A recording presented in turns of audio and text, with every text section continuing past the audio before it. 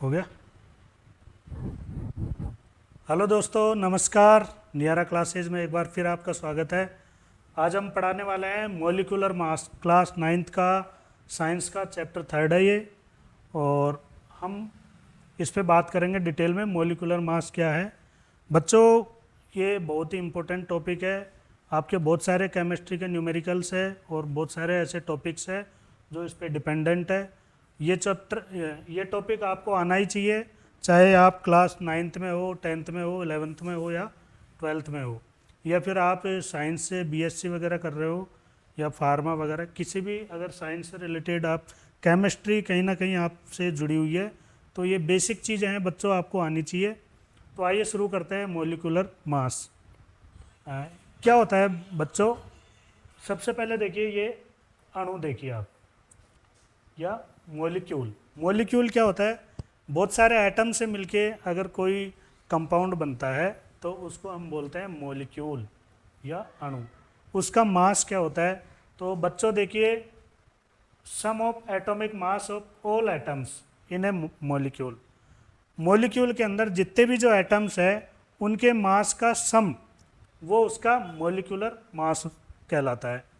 आइए देखिए,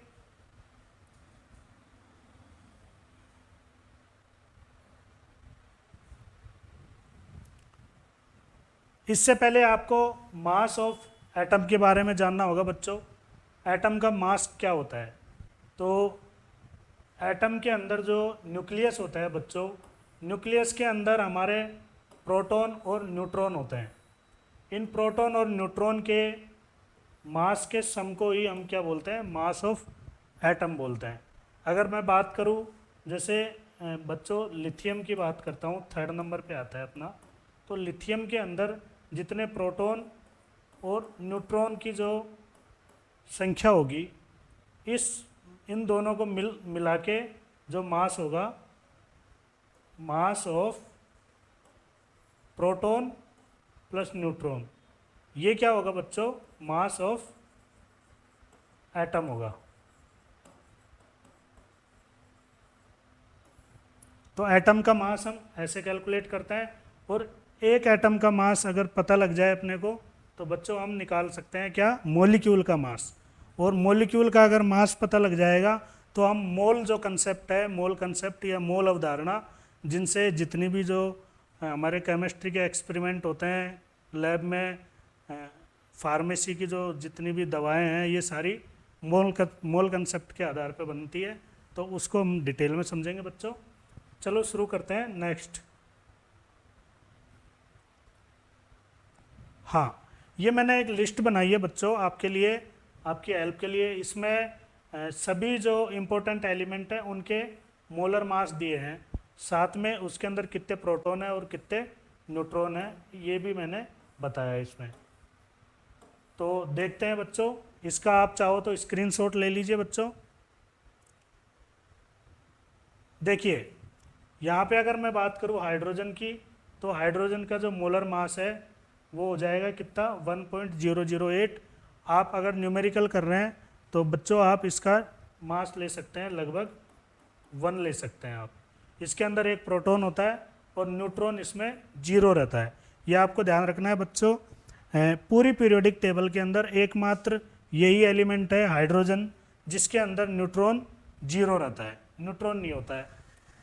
आगे बात करें हम हीलियम की, तो हीलियम का जो मास है, मास बोले तो बच्चों वजन, आप ये कह सकते हो कि मास आप कहीं भी, आप किसी भी प्लेनेट पे देख लो, किसी भी ग्रह पे, चाहे आप चांद पे ले जाओ इस हीलियम को, या फिर आप मार्स पे ले जाओ, किसी भी आप प्लेनेट के अंदर ले जाओगे तो वहाँ पे इसका जो मास है वो 4 ही रहेगा।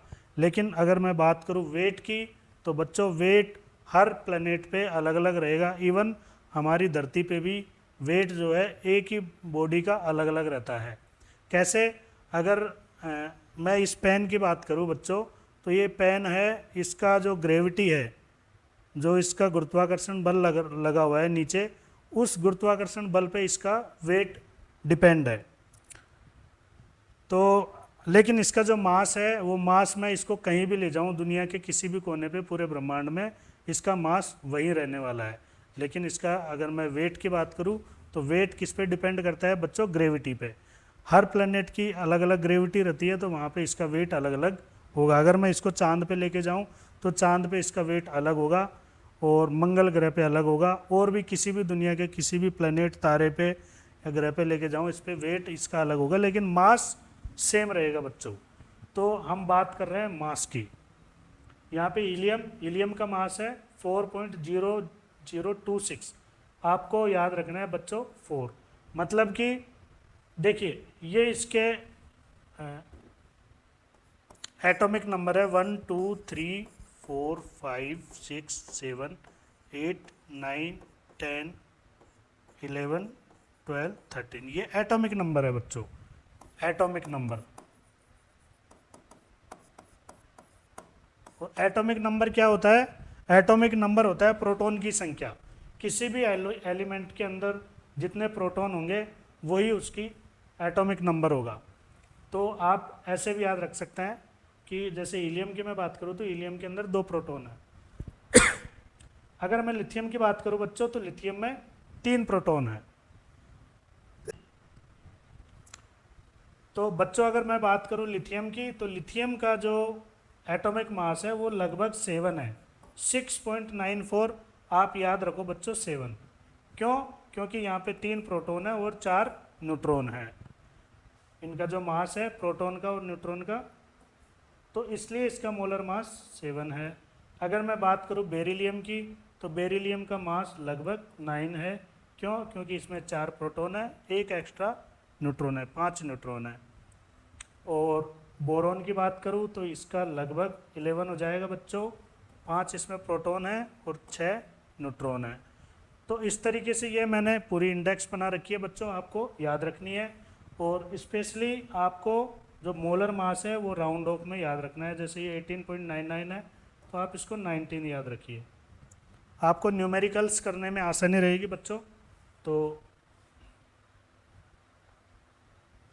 हाँ, ये आगे और मैंने कुछ एलिमेंट्स दे रखे हैं, इनके यहाँ पे मोलर मास है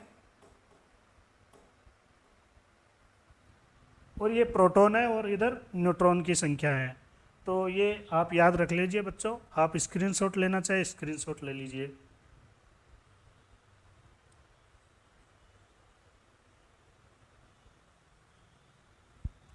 हाँ बच्चों, अब हम हमारे असली टॉपिक पे आते हैं, जिसमें हमें बहुत सारे मॉलिक्यूल्स दिए हुए हैं इस इंडेक्स में। इनके हमें मॉलिक्यूलर मास निकालना है। तो आइए बच्चों, अगर एक एक लेते हैं हम। वाटर की बात करें, वाटर का हमें मॉलिक्यूलर मास निकालना है बच्चों। इसका मॉलिक्यूलर मास हो जाएगा, देखिए यहाँ पे हाइड्रोजन कितने हैं? 2 हाइड्रोजन है।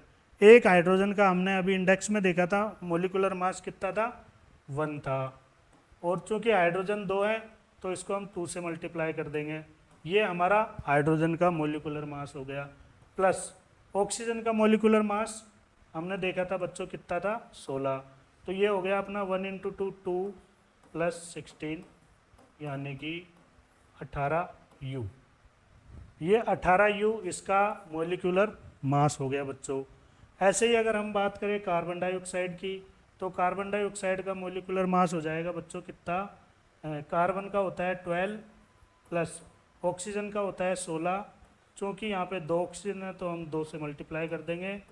यहाँ पे हो जाएगा 12 प्लस 16 × 2 16 दूनी 32 और 12 और 32 हो गए बच्चों 44U। U इसकी यूनिट है मोलर मास की। अब आगे बात करें बच्चों NH3 की। NH3 का अगर मॉलिक्यूलर मास निकालेंगे तो बच्चों नाइट्रोजन का मॉलिक्यूलर मास होता है कितना? 14 प्लस हाइड्रोजन का हमने अभी देखा था 1 × 3, क्योंकि 3 हाइड्रोजन है तो हम 3 से मल्टीप्लाई कर देंगे और ये हो जाएगा बच्चों 14 + 3, हमारा जो मॉलिक्यूलर मास आ गया 17U।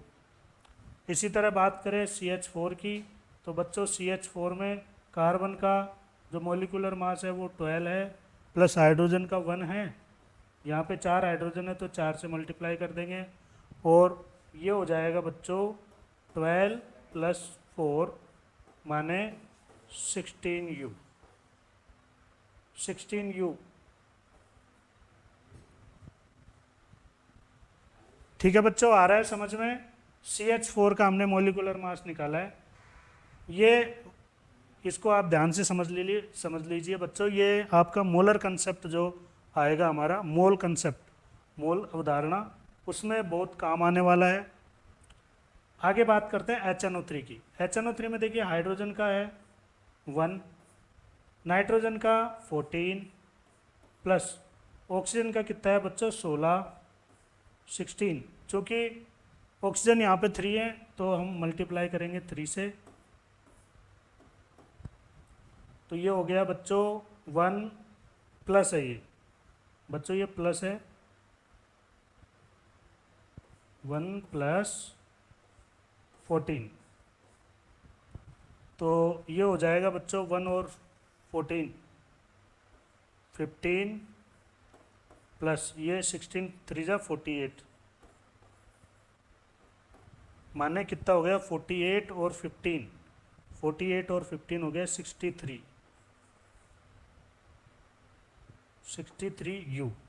ये हमारा मोलिकुलर मास आ गया। देख लीजिए बच्चों, हमने एक एक का सबका मोलिकुलर मास निकाला है। अब हम आगे बात करते हैं। हाँ, कुछ और एलिमेंट्स हैं।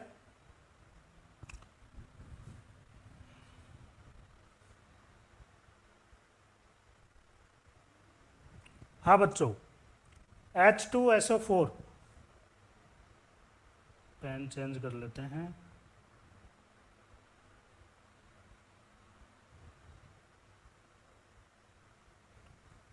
H2SO4 का निकालेंगे बच्चों, तो देखिए H2SO4 में हाइड्रोजन का कितना होता है मोलिकुलर मास 1, क्योंकि हाइड्रोजन 2 है तो इसको 2 से मल्टीप्लाई कर देंगे, प्लस यहाँ पे सल्फर का मोलिकुलर मास, सल्फर कितना है, कितने नंबर पे है बच्चों, सल्फर है हमारा 16 नंबर पे, तो इसका डबल कर देंगे हम, कितना लगभग 32।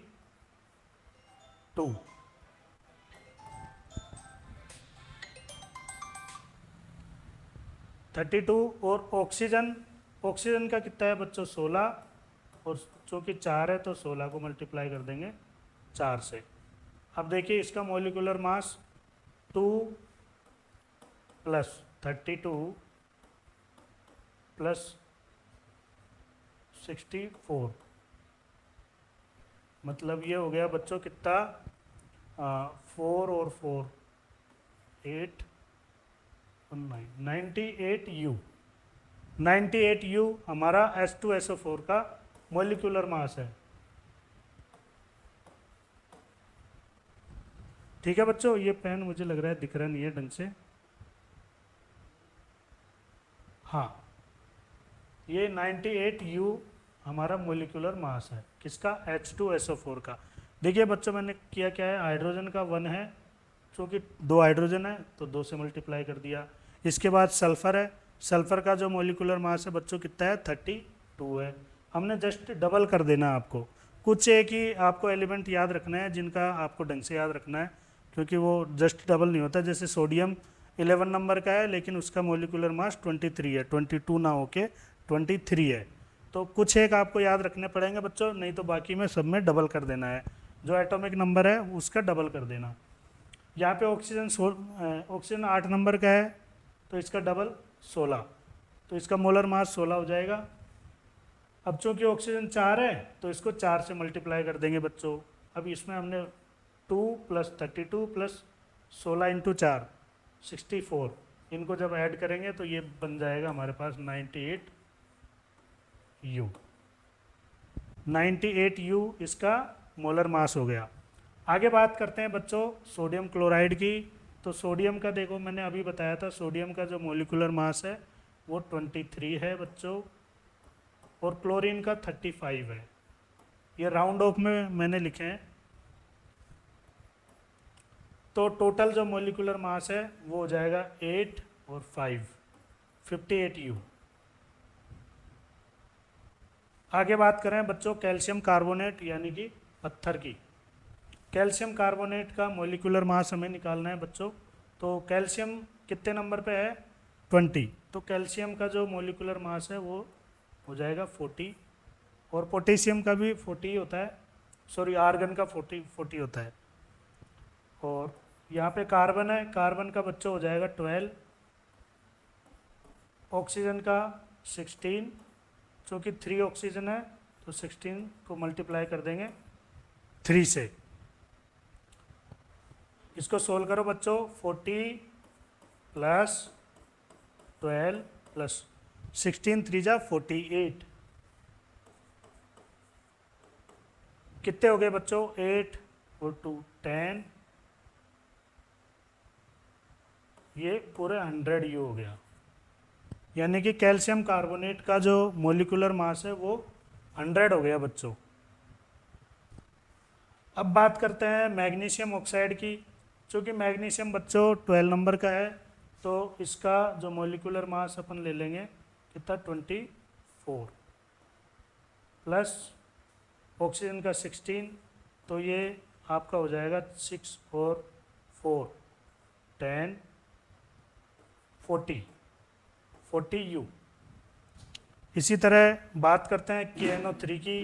KNO3 में बेटा पोटेशियम 19 का है, 19 नंबर का, लेकिन इसका जो मोलिकुलर मास है वो 39 है, प्लस नाइट्रोजन का हमने अभी देखा था 14, और ऑक्सीजन कितना है 16, चूँकि 3 ऑक्सीजन है तो हम 3 से मल्टीप्लाई कर देंगे बच्चों, और इसका मोलिकुलर मास आ जाएगा 39 प्लस 14 प्लस 16 3 जा 48,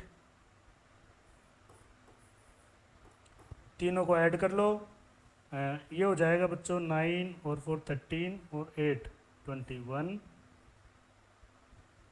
5 6 और 4 101, ये इसका मोलिकुलर मास आ गया। थैंक यू दोस्तों, नियारा क्लासेस से जुड़े रहिए, इसी तरह के वीडियो हम लेके आते रहेंगे आपसे जुड़ने के लिए।